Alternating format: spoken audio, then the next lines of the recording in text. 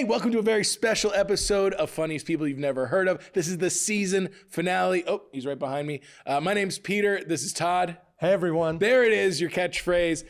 This is the season finale, the final episode of season 1. We made it. We made it. I have had so much fun. This has been a spectacular season. Some great guests, some fun times, some things we're going to chat about today, and, you know, kind of recap the season that was. Yeah, it's definitely not because we had a guest cancel on us last minute. This was the plan all along. Yeah. We were like, you know, we should do a season recap. It wasn't that someone told us before there was time to find a fill-in that they couldn't show up. Definitely not because of that. Yeah. These funny people, they can be funny, but it's not the most reliable people you've never heard of. We'll have you on next season. Yeah, that'll be the Definitely not holding a grudge, but congratulations to you for hosting great episodes this season. Thank you to our guests, and also to everyone out there. Happy New Year! Today is New Year's Eve. Oh my gosh, yeah, it's New Year's Eve. Happy New Year, everyone. No offense to our sponsor, Tequila Espacial. We'll get to you. But we've got a little champagne to celebrate the end of 2024 and the end of season 1. Oh, a little champagne for a little celebration. Todd, you've done a spectacular job producing this show and editing this show. And this season has been wonderful. And did you hear that? Okay. Don't want to make not a mess a pop-off. No. Oh man! See, just when Peter told me I was doing a good job, I was expecting a fun little pop off. This is the season 1 budget. This is always we'll have Voov for season 2, but for now we're still on this. Now, Todd, being the producer and the editor, you know a lot of YouTube guidelines, and is there anything against drinking? Yeah, actually, I Googled that because I thought it might be a problem, and you're not allowed to drink on YouTube. Really? Visually. So I think what we should do is you could take this straw. Oh, sure. Thanks. And then camera 3, just stay on me for a while. We're going to let Peter, let's see. Okay. I don't want to tell you what he's doing, but he's celebrating New Year's Eve. Oh, okay. Slow down. We got a whole oh boy. Oh no. Oh no. I did like this shirt. I wasn't drinking. Was I drinking it? I don't know. No, he was. Okay. This is gonna be the sometimes most things comfortable. They go even better than I could have ever planned. I'm getting a look from our engineer. Yeah, we're in trouble. Yeah, good thing it's the end of the season because we may not be back.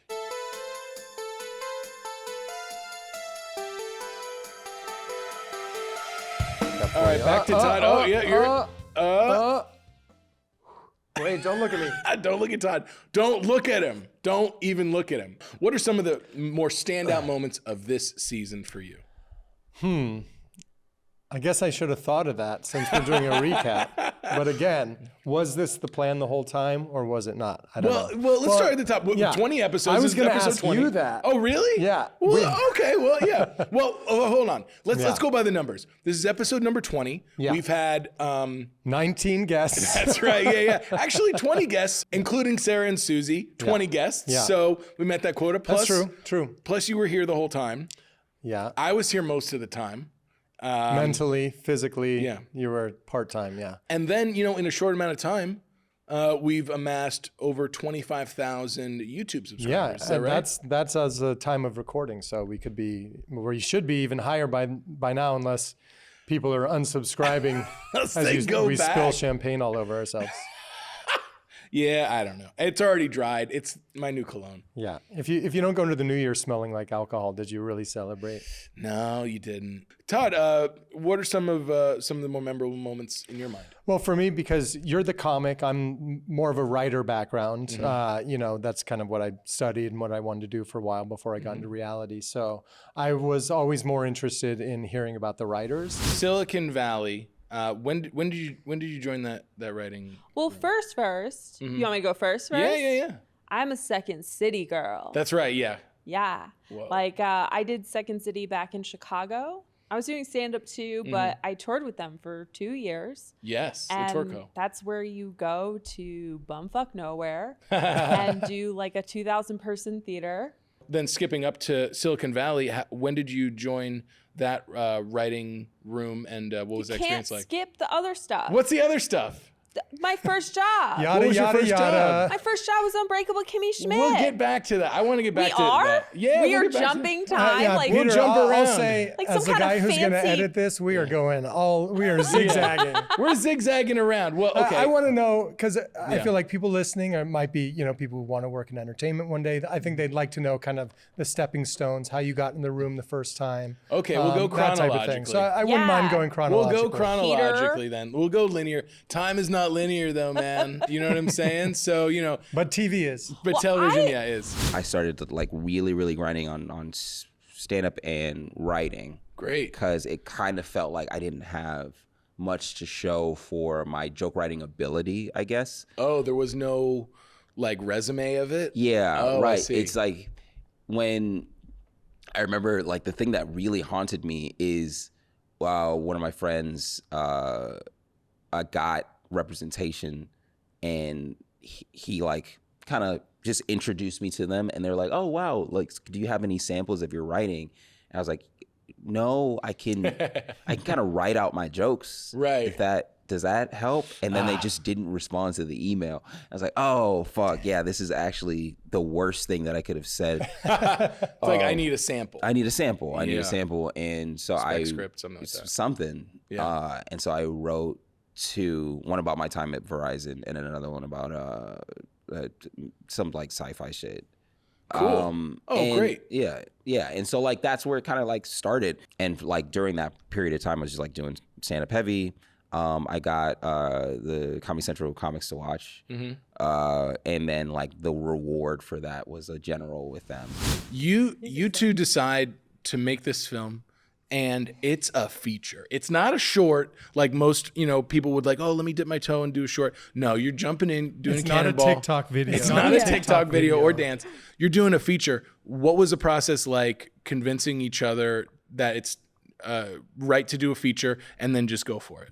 It was psycho for sure. Yeah, you go ahead. It was nuts. No, I mean I had been dabbling with wanting to write a script to showcase our friendship for so long that she's telling the truth. We are real life best friends. Yeah, of course. And I think I knew that there was just something like very special about our chemistry, and I was like, how amazing. Like we're both performers, especially Sarah is like a brilliant comedian. Yeah. And like, what if we did this thing on screen? And it took a while to like find its final shape. It like, there were early versions, and then I kind of forgot about it for a few years. And then in the pandemic, like Sarah and I started talking about it again. And then we kind of settled on the sisters concept. Yeah. And having us be each other's kind of like chosen sisters, and then having like a real sister come interrupt that. Yeah.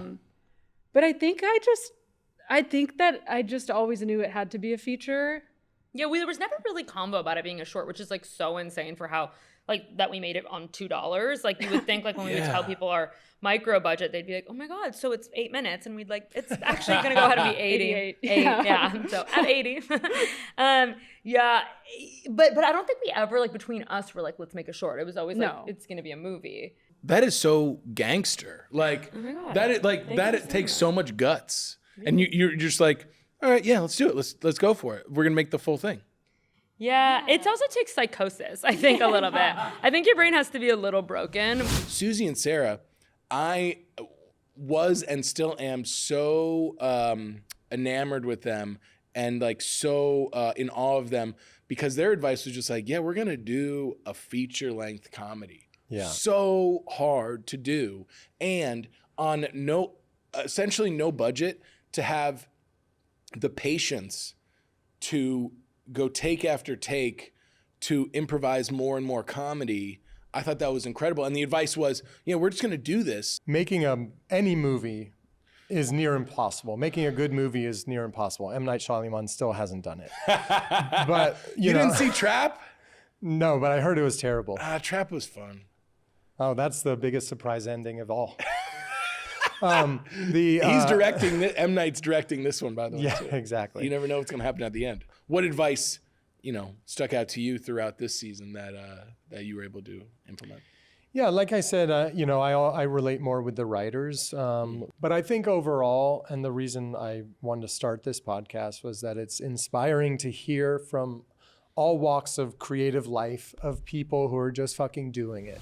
The streaming stuff, it's weird because the whole reason I started streaming is because I couldn't do comedy during the pandemic. Oh, yeah. And I was like, well, I'm already addicted to video games. I might as well try to do something with this. And now it's made me a better comedian because I have the same community and they watch me for like 20 hours a week. Wow. So they know so much about me. Obviously, there's things I don't talk about, but it gets to the point where people just ask me questions just to learn more about me. Huh. Like where they're like, what's your favorite Halloween memory? And then it's like, oh, that could be a bit. Oh, and I tell a lot of stories on stream because, yeah, I'm literally talking for 4 hours every night. Yeah. With just responding to people's messages. And it's like content creating or comedy. Like you start doing comedy because you know you're fucking funny. You're like, I'm so funny. I need everyone to know that I'm funny.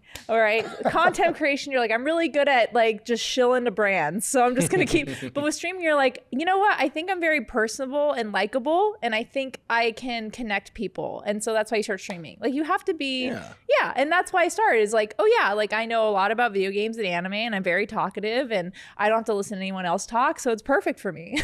Yeah, exactly. And I was like, I really like this, but animation is notoriously hard to break into. Right. And I had a friend, Bobby, who was helping me record a lot of the commercials or a lot of auditions I got. He had a booth at his house and he works on so many shows. So I was going over there. I guess he was sort of starting to see that I was maybe just honing my skills a little bit more. And one day someone fell out of Family Guy. And at like someone died? Like, you had just mentioned, how rare it is that these opportunities come up. I imagine if you're leaving Family Guy, you're either dead or you're going to The Simpsons. Right? Yeah. I mean, I couldn't believe it. Yeah. I would like block out my month to make sure.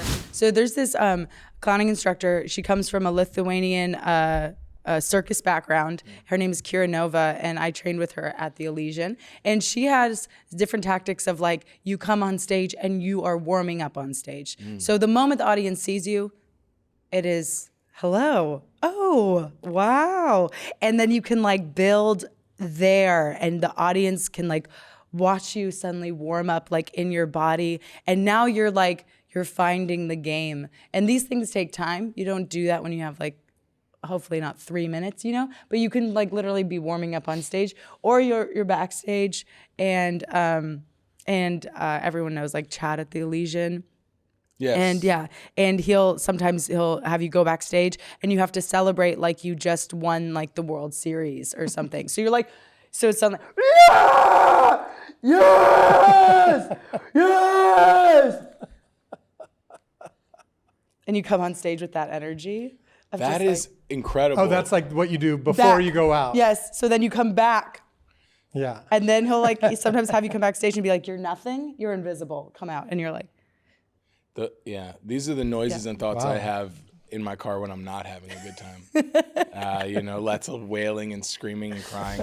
Our research department tells me that you're on OnlyFans. And we've talked with Mike Glazer about, OnlyFans and doing comedy and stuff like that. What's that experience been like for you? Well, I should make it clear to the viewers and everyone here, the OnlyFans thing is a comedy thing. Yes. Yes, we knew that. Gotcha. It is not any, but Gotcha. and I can say this now too because at this point my contract will be up. I did a taping for OnlyFans comedy, and as part of the deal, I had to run my own OnlyFans. Cool. And as much money as I know I'm leaving on the table by being fully clothed in all of the posts that I'm not even in most of the posts too. The food that I'm eating. So I figured out also if it's a food OnlyFans account, the food's a tax write-off. And so you are a genius. I'm just taking pictures of the food that I eat, and Dang, sometimes I'm so in smart. them, sometimes I'm not. And I charge $15 a month for the subscription because as a very wise woman and a very funny comedian, Ellen Harold, advised me before the OnlyFans thing is that people are either going to be curious for free or they're going to be curious for money. And so I was like, let's see if people are willing to pay $15 for an unknown of what is on this OnlyFans. I was always good for a sports metaphor, though. Yeah, I was going to say, I wrote that down, but you probably read it. I read the notes. Okay. Here's I was like, what a coincidence. To use sports as well, like Pete Rose, one of the greatest hitters of all time, when he would get into a slump, he wouldn't change anything, but he would move his footing in the box. He would move a little further back in the box, or move forward in the box, or move out or left. And the way that you talk about movement and how it kind of like centers you, or like makes you a little more present, a little more aware of your body, and keys in the audience. It feels like the same type of thing where you're trying to catch your own rhythm, or be as good as you can be. Every showrunner is like a different type of coach. You get a really encouraging coach, you get a really tough coach, and you just kind of have to adapt. Yeah, you're almost like, the way you're describing it feels like you're a pitcher in an at bat. It's like, all right, he didn't bite at this off-speed pitch outside. I've got to try something else. Got to speed up, maybe go to the fastball. How do you mindfully practice that? Because, say if you were an athlete, I'm practicing, my elbow jumper, or, my three-pointer from the wing. You do that when no one's watching, but how do you practice that sort of thing, with stand-up? It's tough out there. Yeah. Like, this first season was our rookie season. To go, with our sports analogies here. I love a sports analogy. Yeah. Especially, with so many of our guests this season being stand-up comedians, that's very analogous to, say, a golfer, a tennis player, a singular, type of an athlete. In any field, have you ever seen someone who's a complete natural? Well, I think some people are born with a certain aptitude, I don't know if that's the right word, ability, but as with anything, you need to grow and practice and learn your craft. I had already 3/4 of the way found my voice. That was 9 years in. Yeah. It was like, and I was still kind of on the cusp of I was comfortable with who I was, but I feel like the way I have my voice now is because of LA. It's because of the last 2 years, I've been doing it 14 years. Mm-hmm. So the last 5 years in LA has been absolutely fucking nuts. Just from living in my car to getting past the store. It was all just so fast and surreal, but it was important. I can't imagine to be starting here. Right. That's crazy. That's a good bit of advice then. Don't start here. Because LA, it needs to be said, LA is like a showcase town. Yeah. And the first time someone sees you, let me know if you agree with this. The first time someone sees you, they will form their full opinion on you, and it's very hard to break that. Yeah. You think that's true? Yeah, I think so. Yeah. So immediately when I had gotten here to that like I said, the 8 to 10 year, I already had 3 minutes, 5 minutes, 10 minutes, 15. I had an hour that I was doing 3 minutes at a time at these open mics at the store. They're like, oh, this guy's great. I'm like, yeah, fucking I hope so. I've been doing it 9 years. And I'm competing against guys who are 3-4 years in. So it's not necessarily fair. You've either got to be a phenom, or I could see and this is where Carlos Mencia would see a younger comic's bit and go, oh, this is all he has to add to that. Oh, and a good older comic will either go up and give him that tag or go, he'll find it. Yeah. But a bad older comic will go, I'm gonna take that premise. What has it meant to kind of be this online lightning rod about people on the spectrum? How does that inform your writing lately? And, how do you take that? I mean, it's been interesting because since I was diagnosed, I sort of have been unmasking. And so I care less and less about, and my filter, because I don't know if I ever really had a filter, but I do think that now I just care less about whatever that is. Yeah. And so I've been able to just kind of, and I think when it comes to writing, I just write whatever I would think is funny. Yeah, so. And unmasking meaning you're not hiding? Yeah. Okay, I see. Yeah, because I used to operate, I used to be very, very aware of how I was being perceived in spaces, and I would just get really socially uncomfortable. And I think as I've sort of started unmasking, I kind of just I don't care anymore. That's amazing. Yeah, Todd from the outfield. I'm curious about something. Do you find that you've changed your act at all once you went viral? Did you become more self-aware, or did you feel like the audience was now coming out specifically for you with a certain expectation or anything like that? Yeah, I mean, a lot of people wanted to hear that joke.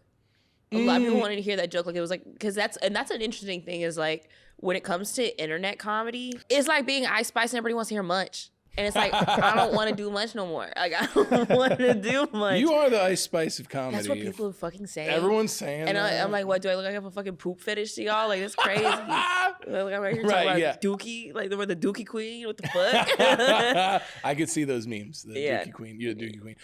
But so that's a fascinating thing. I'm not the Dookie Queen. Okay, I want everybody here we're going to clear. I'm not the Dookie Queen. Listen, that's for them to decide, okay? You can't choose your nickname. So as the Dookie Queen, I got to ask you. We're very goofy, very self-deprecating too, which I had to kind of lose when I moved here. Oh, why is that? Because Americans, I find, are very like hyper-confident people. Yeah. And so when I would go on stage, I'd be like, hey, I'm just another piece of shit. And I'd see the crowd be like, okay, I guess you're a piece of shit then. We'll treat you as such. That is so interesting. Yeah. Like someone gave me a note once about like just comedy.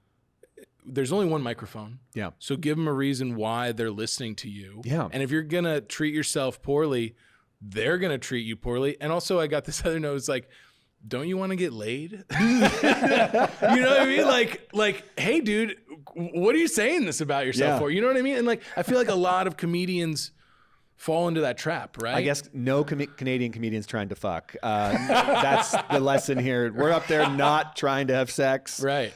We're just trying to get these little funnies out. But I get that completely. And it's something you can get away with in Canada. Yeah. And not here at all. So I really had to teach myself American confidence. This is similar in sports. A lot of people, when they're in their small town playing high school, football, whatever sport it is, they're the best. They're the best dude on their team. Then all of a sudden they go play D1 somewhere and they're like, holy shit, I've never seen these corn-fed people this big before, And I think the same probably happens with comedy. Maybe you're the funniest one in your group. Maybe you're the funniest one at the open mic at the small city you're from. And then you come out to LA and not only is it that there's a bigger crop of talented people, but a lot of them have been honing their craft for a very long time. Dude, it's so funny. I'm 10 years in now. Yeah. And I still get really like frustrated and really annoyed with myself and very, very critical still. Like it's hard. I still haven't hit the point where I'm like, I got it. I know I'm good. I fucking crushed this show, that show, sold this many tickets. I still am like, but that one fucking little tag on the poop joke, like didn't get an applause break. Or I stuttered or or some, I still am in my head about every little thing. Like I had a show, it was like a show at the Improv on Thursday. Yeah. And like, I was like, I objectively did good, but I was like, but this little thing and this thing, I don't like how I handled that moment. It's like, I'm still at that point. So I think it never fully, it hasn't gone away from me yet. Yeah. Luckily the sets have just gotten better because I've been doing it for longer. Right. So the bomb, like if I'm not like bombing. No. Right. There's just little moments. Exactly. But yeah, it's like, it's not up to your standard maybe. Right. That's what it is. Like, and I think I try to use that then to fix it. How did you kind of get to this point?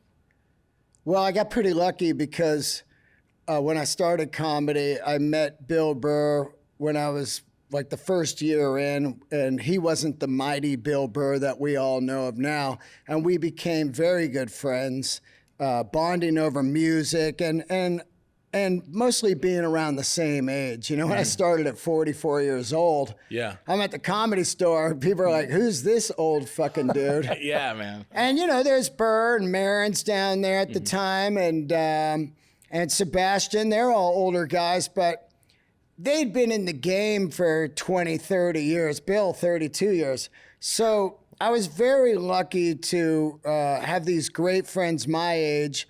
And as I started to get better and work more, they started to get bigger. And I was lucky enough to do these incredible tours with Bill as his career started to launch, Yeah.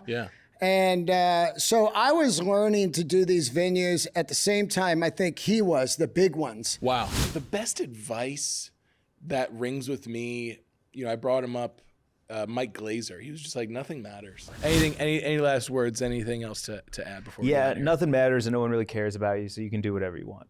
Yes. Another t-shirt. Dude, yeah, do you know man. what I'm saying? Yes. Nobody cares. It's crazy. It's crazy freeing. Let me tell you something that I had a conversation just last week. Yeah. And I've found that nothing is as professional as I assumed it would be. Mm-hmm. Do you find that in the entertainment world? I DM'd Donnell Rawlings, Yeah. and I just said, come through, and sent a date, and he just wrote back, bet. And then he showed up. And then you guys hooked up. It was like, okay, why am I writing these paragraph longs to whom it may concern? I've been a fan for the past 6 years and it would be ever so wonderful. Like, no, just like hit them with the info, be like, I'm chill. What do you think? And they'll say, yeah. Like, it's all so much easier than we make it. That it's not that, for me, not that people or that the world isn't professional when it comes to these things, but that not everyone knows everything, and you shouldn't have imposter syndrome. You should walk into, whether it's on stage or a writer's room or a job interview, with confidence, because you, in creativity, no one brings what you bring to the table. Yeah. I don't think you and I should like each other, but we are friends. Because, and I'll just explain why. I'm out of here. Yeah, no. Say no. Because you go into an audition room. You were just talking about one of the auditions you just had. You go into an audition room, you kind of see a lot of people that, kind of either match your energy, match your skin tone, kind of look similar to you.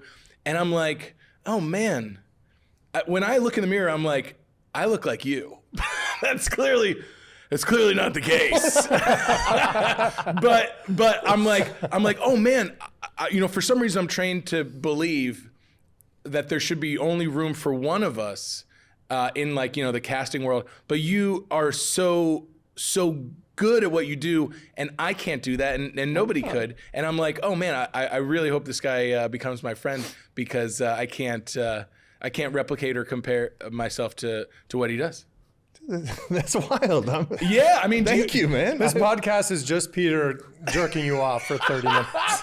Where do you, That's what I signed up for. So, as we discussed, it's New Year's Eve, a big time for everyone in the whole world. You could even celebrate with maybe a bottle of tequila especial. How about nicely done. Tequila especial. This tequila goes by many names. Only one of them is correct. It's tequila especial. And they were our tried and true, lovely sponsor all year long. I absolutely love this stuff. Got me through Thanksgiving. Got me through my birthday. Got me through Christmas. And now it's going to bring us into the new year. Hopefully, these great people will stick around for the next season. But in between seasons, Todd, where can people pick up a bottle of tequila especial? Well, first I wanted to thank my friend Oscar, whose tequila brand this is. It's amazing. It's gotten me drunk a few times. And everyone who's had it loves it. So thank you for that. And it's a great product. For a bottle of tequila especial, go to www.tequilaespecial.com. I feel very sad saying that for the last time this season, but it's been great having you as our sponsor. And I drank it so much, now I need a sponsor at my AA meeting. That's great. But speaking of drinking too much, as we said, it's New Year's Eve. Yeah. So maybe we should discuss what our New Year's resolutions are going into 2025. New Year's resolutions. Okay. Do you normally do resolutions? I do. Do you normally stick to them? Oh, gosh. I forget what my one was this year. Last year, I wanted to see 60 movies, and I did that. Okay. 2023, I saw 60 movies, roughly one movie a week. I forget what this year's was. To write things down? That's it. Dang it. I typically do New Year's resolutions. I stick to them. I am going to make a resolution for this podcast. Oh. And that will be to make sure that my hair isn't a prominent character in season 2.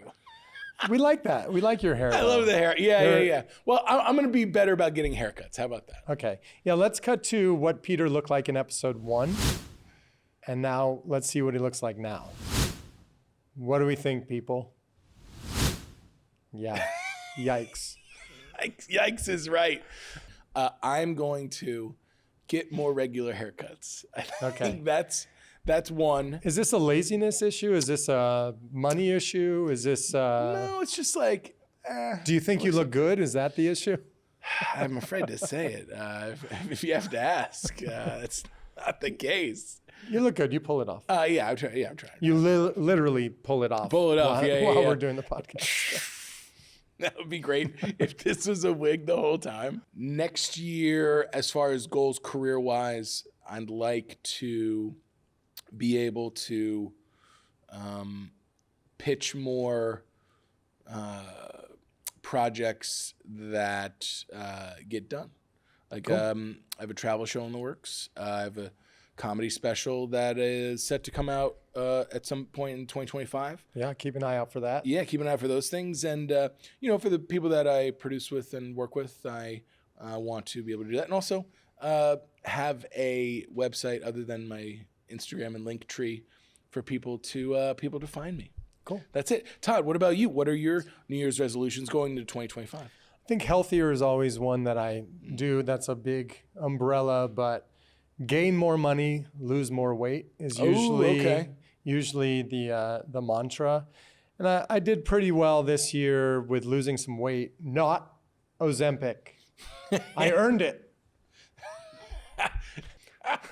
Okay, so healthier. Yeah, healthier. But and then, of course, with this podcast, I want to make sure that it comes back for season 2. Just make a little more money to sustain the podcast, make more episodes. That's doing more live shows. We had that successful one at Flappers. So, would love to hopefully do those once every 3 months, once every month if we can do it. Because, like we said, a bunch of people came out, and I think there's a lot of interest in that. And the more we do that, the more episodes we can have.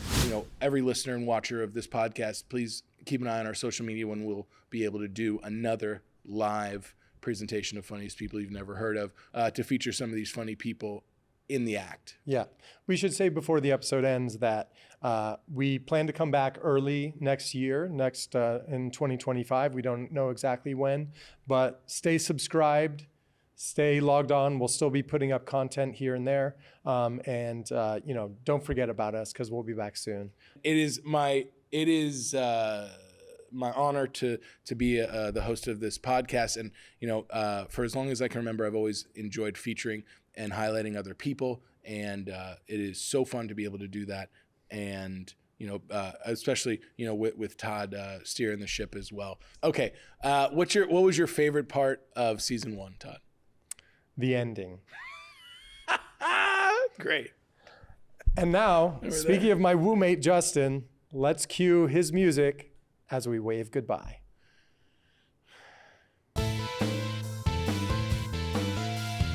Funniest People You've Never Heard Of is a production of Toby or Not Toby Productions. Executive producer, Todd Fields. Producer and host, Peter Murphy. Studio space provided by Third Wheel. Theme song written and performed by Justin Fields. Brought to you by Tequila Especial. Don't forget to like and subscribe.